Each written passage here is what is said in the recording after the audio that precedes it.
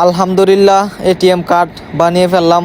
আগে তো আপনার স্যালারি আইতো 6 তারিখে 4 তারিখে, এখন থেকে প্রতি মাসের 1 তারিখে বা 31 তারিখে স্যালারি আইসা পড়বো।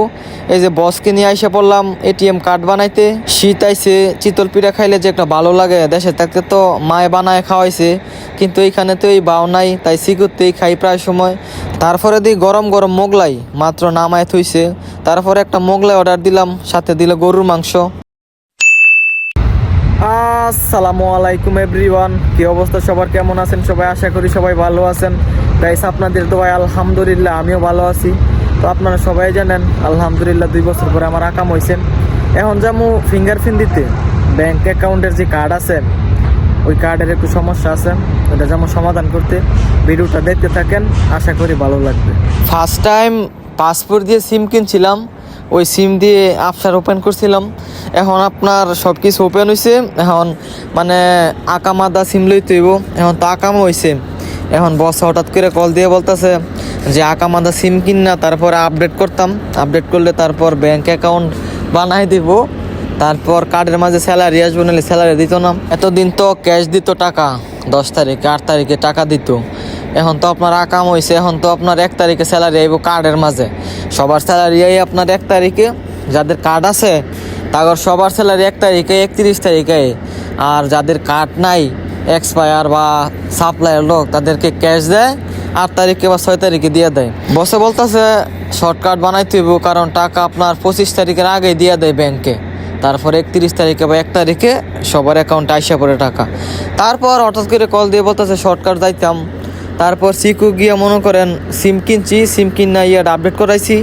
তারপরে বসে কল দিতেছে, বলতেছে আয় আমার রুম আয়, আমার রুম আইলে আমি অ্যাকাউন্ট বানাই দিমু, বানাই দিয়ে নিজে লগে গিয়া কার্ড তুললে দিমু, তারপরে কার্ড লিয়ে তোরা যাইস গিয়া। তো রাত বাজে গেছে 8টা। সিকু মিকু ঘুরলাম অনেকক্ষণ, খাওয়া দাওয়া করলাম, খাওয়া দাওয়া কইরা বসেও কল দিতেছে শর্টকাট যাইতাম। কাজ করতেছিলাম, হঠাৎ করে কল দিছে। তারপর আর মনে করেন দেরি করি নাই, কাজ মাছ ফালাইছি, এবারে গেছি গা।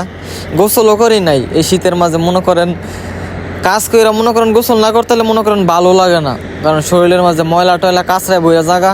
এই গোসল মোসল ছাড়া এই কাপড়টা চেঞ্জ করে খালি গেছি গা। আমাদের এই কোম্পানির একজনের গাড়িতে গেছি, কোম্পানির মদির। তারপরে আসলাম, আইসা খিদেও লাগছে, তারপরে হোটেলে আসলাম। হোটেলে এসে দেখি গরম গরম মোগলাই, তারপরে একটা মোগলাই অর্ডার দিলাম, সাথে দিল গরুর মাংস, খাইলাম।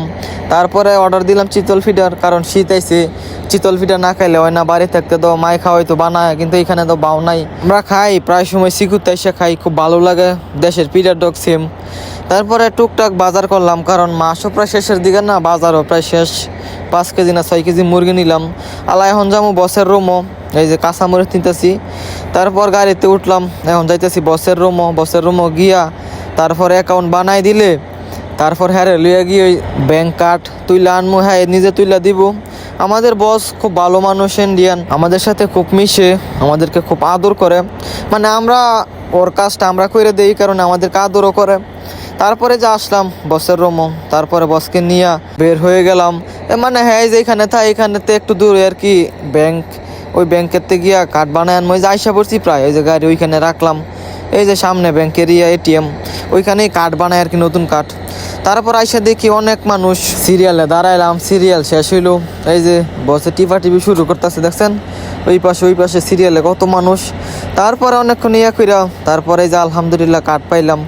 এখন থেকে আর সমস্যা নাই, এখন থেকে প্রতি মাসের 1 তারিখে বা 31 তারিখে স্যালারি আইসা পড়বো কনফার্ম। আগে তো আপনার 8 তারিখে 6 তারিখে স্যালারি পাইতাম ক্যাশ। এই মাস থেকে আর কোনো 10 তারিখ নাই, 8 তারিখ নাই, 6 তারিখ নাই, 31 তারিখ বা 1 তারিখ কনফার্ম আইসা পড়বো, আর সমস্যা নাই। তারপরে বছরে রুমও দিয়ে আমরা আইসা পড়ছি। তো আজকের এই ভিডিওটা এইটুকুই। যদি ভিডিওটা ভালো লাগে ভিডিওটা শেয়ার করে দিয়েন। সবাই ভালো থাকেন, আল্লাহ হাফেজ।